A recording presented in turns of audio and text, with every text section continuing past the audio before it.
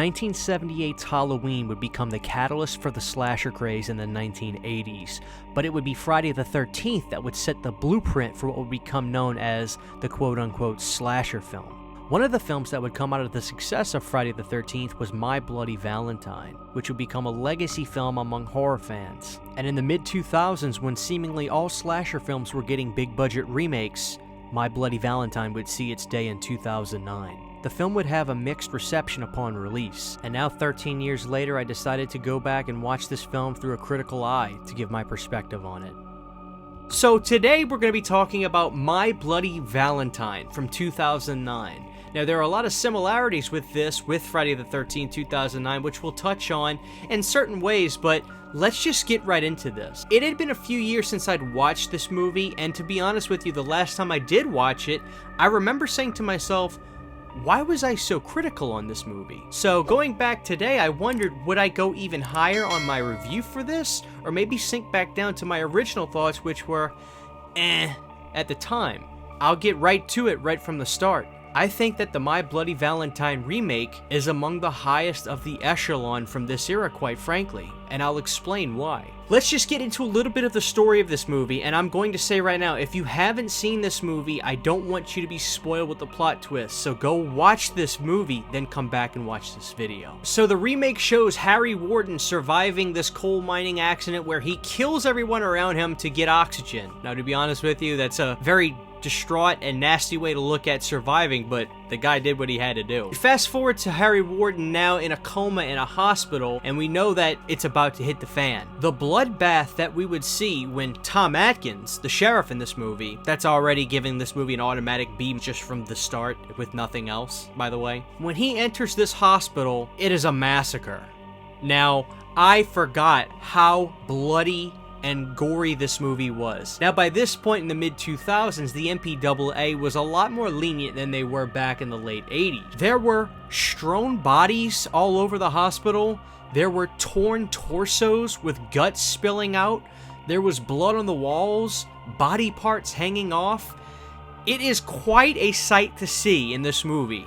That opening sequence in the remake of My Bloody Valentine is among some of the goriest and greatest stuff I've ever seen in horror. I mean, seriously, you need to check it out. We then pan to kids hanging out around this coal mine where Harry Warden worked, and they're gonna party and have a good time, something that we would see kind of from the original My Bloody Valentine. Now, what's gonna happen is our main star, Jensen Ackles, who is the brother of Jared Padalecki's character in Supernatural, who was in Friday the 13th remake, which also came out the same year as this movie. So My Bloody Valentine and Friday the 13th, the remake, not only came out in the same year of each other, but both had starring roles from the brothers from the Supernatural show, arguably at somewhat of the height of its career at the time. So those two guys were the top echelon of horror characters at the time, and that just makes this movie even cooler to me now, being a big Supernatural fan.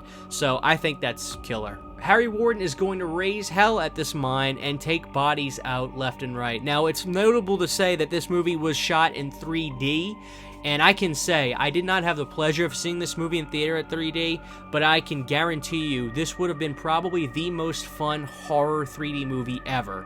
I put it up against Jaws 3D, I put it up against Amityville 3D, you name it. I think that this probably could have been the most fun 3D movie ever.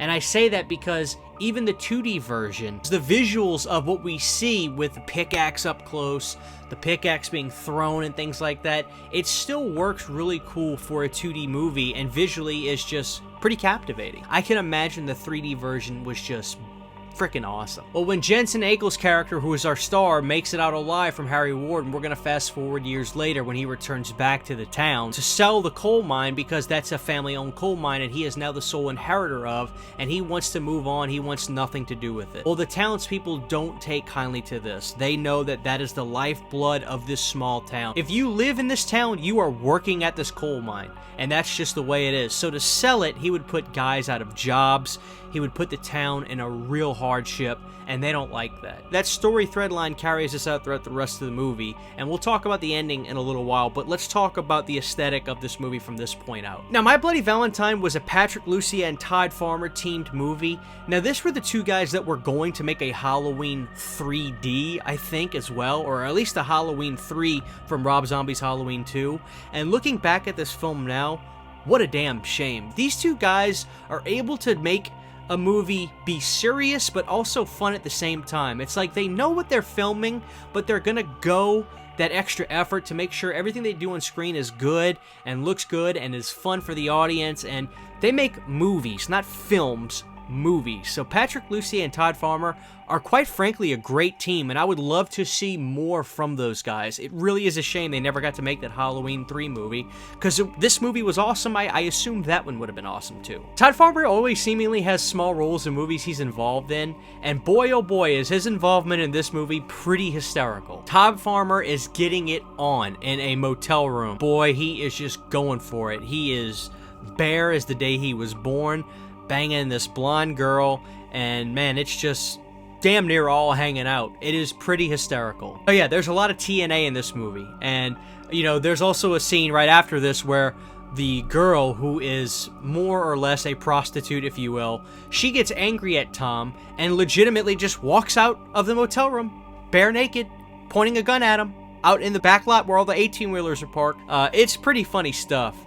You know, so that aesthetic is going to carry us through the movie. But what's interesting is there's a lot of interpersonal things in here that were extra layers on top of the story that I applaud them for going for. For instance, the sheriff of the town is not only trying to figure out who the hell is killing people with all these Harry Warden style killings, or if it is Harry Warden, but he's also got something going on with himself. He's cheating on his wife. He doesn't seem to be a bad guy, so to speak, but you know, he's certainly making mistakes with his marriage, and they play into that in the story just to show, like, even good guys or people that have good jobs or do noble things do stupid stuff, and they make mistakes too. Maybe I picked that up from that and it's not supposed to be taken that deep, but I just applaud that they took those characters and gave them a little bit more. But it just gives some extra layers that I quite frankly just appreciated. My God, the kills in the remake are out of this world. They are vicious, they are cruel, but they are so entertaining. I quite frankly would have to say that I like the My Bloody Valentine remake even more than the Friday the 13th remake, because Harry Warden as a character, first of all, is such a primal, scary look. Something about that coal miner look is so creepy. And I say that because pretend you're at home right now, and all of a sudden you see coming down the hallway from your house, boom, that character coming straight towards you. There's something so visceral about that outfit with the flashlight on the head, with the pickaxe. It's such an iconic look that, quite frankly, it's almost a shame we only have 2 movies of this character, because I would love to see more, which we're going to touch on that again at the end. The aesthetic of the character in this one is great. Now, the look of the mask, I think, is slightly different from the original, and quite frankly, I appreciate this look more. It just is creepier to me. I really, really, really like it. To go back to the gore of this movie, every kill, I would say, is at least a 7 out of 10. There are no lazy kills. There are no boring kill scenes. They really put effort into making everything as entertaining for the audience as possible. So I give 2 massive thumbs up for that. And in terms of the characters in all of this movie, everybody was perfectly in sync with each other. They all seemingly kind of got the jive of what this movie was going to be, and 2 thumbs up to that. Jensen was awesome. I loved seeing Jensen in this movie as the star. It's just so cool seeing him and Jared have 2 big horror remakes come out the same year together. That's just really freaking awesome. Now, for the ending of the movie and the twist, again, if you haven't seen this movie, bow out and come back and watch this later. I remember when this movie came out, I had bought this DVD from Blockbuster shortly after, looking at reviews online and things like that. Maybe not so much YouTube, because I don't know if YouTube reviews were a thing that I were watching yet, but a lot of people did not like the ending. They did not like the almost psycho-esque storyline with Jensen's character becoming a Harry Warden, so to speak, and doing things almost out of body and not realizing he is the one doing all the killing. I remember that was a big problem, and I can understand that, especially at that time, but I will say this, looking back at it now, I kind of applaud the guys for going with this kind of route because it wasn't what probably was as expected. I think a lot of people at the time were probably expecting, okay, this one's going to be Harry Warden. They're going to make Harry Warden the killer of this movie, which is a good way to go, but I applaud that they did something different and unique and just, you know, maybe not expected. Whether you think it landed well or finished off the movie right, that's up for you to decide. For me, I'm totally okay with it, and I think it works well enough, quite frankly, because you gotta remember, I've always said this, sometimes on the Region Free show I do, I don't care about the endings of horror movies. If the ride there is good, then I'm fine. And I say that half jokingly, but I also say it half serious too.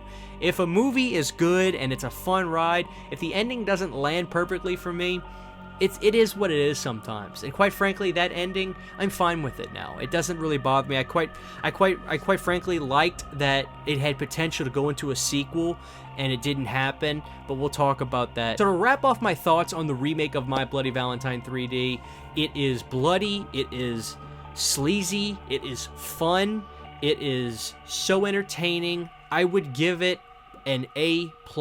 I didn't expect to go this high on a ranking for this movie. I would give it 5 stars for what it is. I genuinely think so. And the question I may get in the comments is, do I like it better than the original? I can't answer that yet, because I love the original, especially the uncut version, which we have. They're both very close for what they are. I think the original lands perfectly in that early 80s slasher market, but I think that the remake lands perfectly in what the mid-2000 remakes could and should be. So the thing that's really a bummer that I read about was that this movie was a smash success. This movie cost around $12 or $14 million and raked in well over $100 million. And what really kind of bogged my mind was reading that Lionsgate did not like the reception that this movie got, which were mixed to negative reviews at the time, which, let's be honest, everything around that time pretty much got mixed to negative reviews, but still sold really well, still did a lot of numbers on home video, and fans now have come back to appreciate it and realize, what were we so critical about, quite frankly? And it's just weird to note that a company, Lionsgate, back then were listening to reviews and not the money. I just find that really weird. If I'm running a studio, if something makes a boatload of money, I don't care if it gets mixed to negative reviews. Everybody went to go see it, let's give them more. Because a lot of people are silent reviewers anyway. A lot of people that see movies, you're not going to read what they say on the internet, because most people watch a movie, talk to their friends about it, say if they liked it or not, and say, yeah, I'd go see another one, and move on. So what a shame, Lionsgate. I think you really dropped the ball, but I don't think that the ball is unable to be picked up yet. We could still do another sequel to this one, and I think, quite frankly, we should do it. I'm sure Jensen would be down for it, and you could get some of the cast as well. So all in all, guys, I would say if you're going to dip back into the 2000s remake era, you could totally go into this one and probably be a little bit more surprised than when you saw the movie initially. And I will say, these two movies right here would make an excellent double feature. The Supernatural Brothers double feature. What a great 1-2 punch is the Friday the 13th remake and the My Bloody Valentine 3D remake. What awesome movies. Which 2000s horror remake should I dive into next? I'm actually having a lot of fun diving into this era again, and it's making me wonder, what else would I might have been a little bit more critical on, or a little bit more guarded to the original when seeing it, but now I might be like, huh, you know what, that's actually pretty fun. I almost think that some of the remake stuff that's going on now is taken a little too seriously. Looking back now, I think some of the movies from the 2000s first remake era, which now we're in the requel era, but I think the tonality of some of these films are much more digestible and, quite frankly, fun. What do you think about that? It's interesting, and only time will tell how we'll look back on the requel era 10 years from now. See you guys next time in the next video. Peace. Thank you to all my supporters on Patreon. To get behind-the-scenes photos, videos, and music, you can subscribe to my Patreon for as little as $1 a month.